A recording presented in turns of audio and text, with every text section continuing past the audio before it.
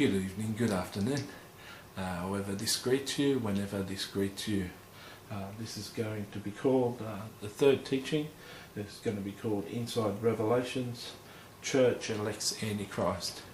This is a little bit similar to number 2 in this series. If you've seen number 2 before this, the beast will be a Christian, you may want to skip over this one.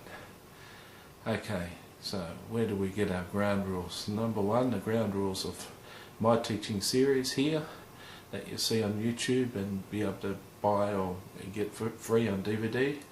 The ground rules are this.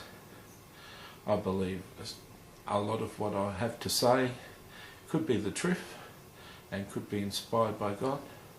I don't believe everything I have to say is exactly inspired by God. I believe there's room for error in what I have to say, and I don't say that everything I have to say is the truth. Not like some experts who claim to think that everything they have to say is the truth. I'm quite the opposite. I throw this out there for you to consider.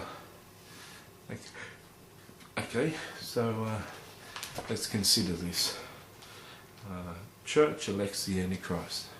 Inside Revelations, church elects the Antichrist. How would that be possible?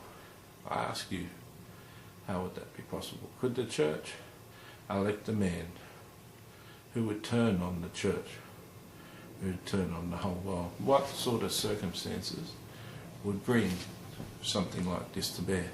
Now, some people have offered up the fact that the world will be attacked by UFOs. The whole world will unite to fight the UFOs. That's one way that the world would come into agreement. The world would get together to elect an Antichrist. There's a plane at 11 o'clock at night. Isn't that interesting for him to fly over this time of night? Okay, so that's one theory that's put out there. Certainly a lot of evidence that flying saucers exist. Whether they're extraterrestrial, I don't believe, but I believe a lot of people have had satanic encounters, and I believe some governments are behind certain sort of things that can do certain sort of things. But here's my little theory, if you put it out there. I believe in the coming years, 15 to 20 years, that certain prophets and businessmen will arise, and apostles will arise, and the church will start to reorganize itself. These prophets and apostles and business people will have a lot of inventors who are part of their groups, and they'll start to release products into the marketplace, not for profit, not so much for big profits, but to organise around their groupings, organise around their settlements. That these Christians will start to operate a little bit like a cult. People will be selling their houses, selling all they have, bringing it into communities, and they'll be forming communities, and then they'll be going into business in the marketplace with the rest of the world. I believe God will give some of these people, and these inventors, amazing ideas. Some of the amazing ideas, I believe, will topple some of the major brand names in the world.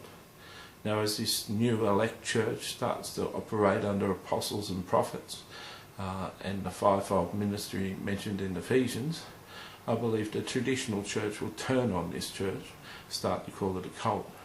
I believe many signs and wonders will start to operate through this church, many healings and stuff.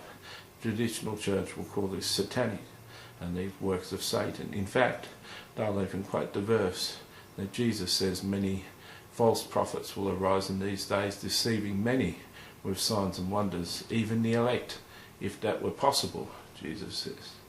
Why would Jesus say if that were possible? Could the elect, could the remnant ever be deceived? Have to ask yourself. Remember, Elijah escaped and he was going to give up the ministry, and he said, I'm the only one who believes in you. And God said to him, there's 7,000 men who haven't bowed their knee to Baal. in Israel. Elijah thought he was the only one, but 7,000 were considered the remnant of Israel, the elect of Israel. So, how could the elect fail?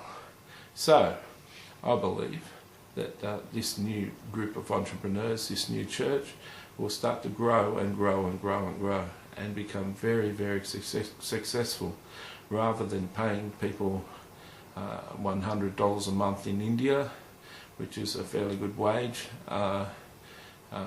They'll be paying them $250 a month.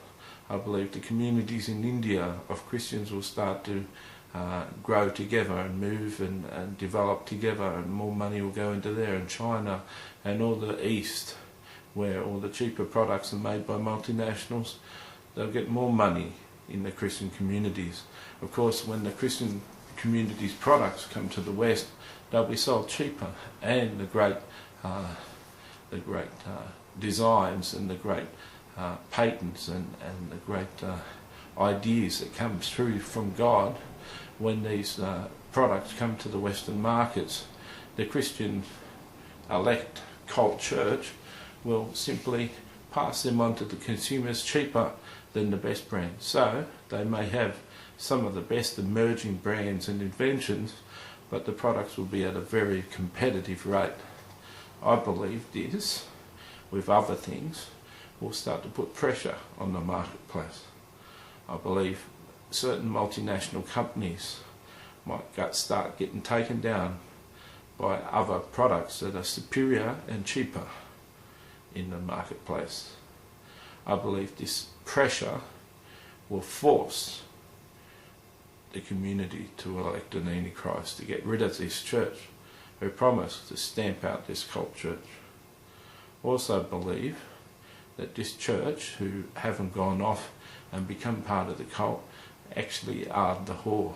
So when I say that the church elects the Antichrist, I believe those that won't leave and come out of the church, who won't grow, join the growing group of the elect, I believe this group will be called the whore, and she will elect the Antichrist. Of course, once the Antichrist has power, it says in Scripture, he turns on the whore that he rode into power. And this is a sad thing, I believe, just personal beliefs, but I've heard a couple of other people say similar stuff.